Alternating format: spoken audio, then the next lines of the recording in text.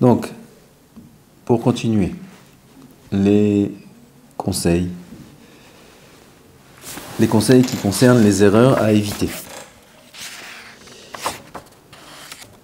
Le grand problème dans le Shlom Bayit, c'est les midot. Qu'est-ce que c'est les midot? Les mauvais traits de caractère. L'orgueil, la colère, ça va ensemble. La colère, c'est le résultat de l'orgueil. Bon, alors on est coléreux, on est orgueilleux, on ne peut pas changer en un jour. Ça affecte le Shlom Bayit. Comment on fait?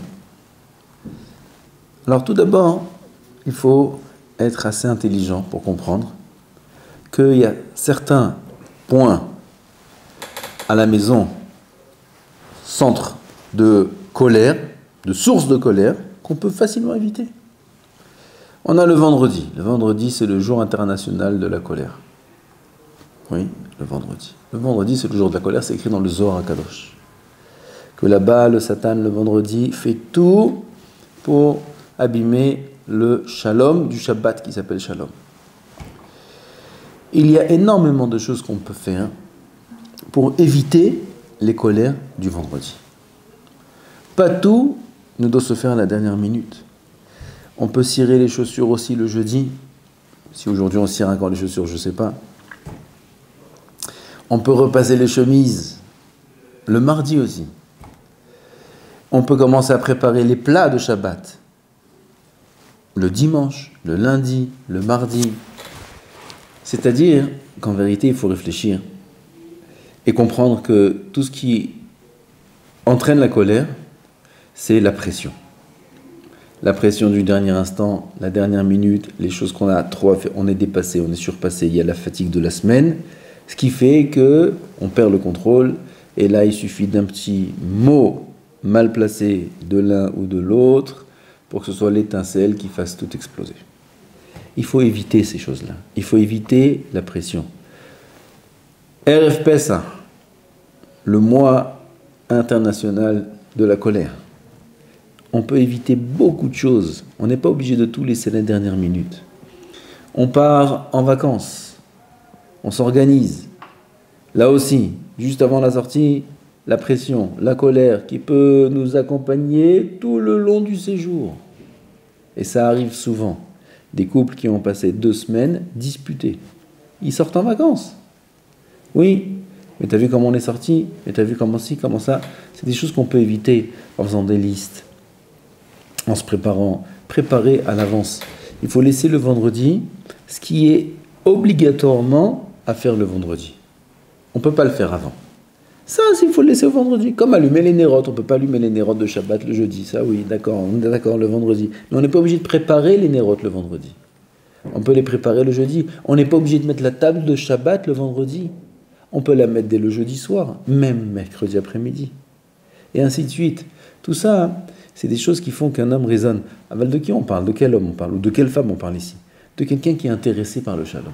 Quelqu'un qui veut investir dans son shalom. Quelqu'un qui veut investir dans son shalom, il pensera, il réfléchira à toutes ces choses-là. Il dira pourquoi je vais...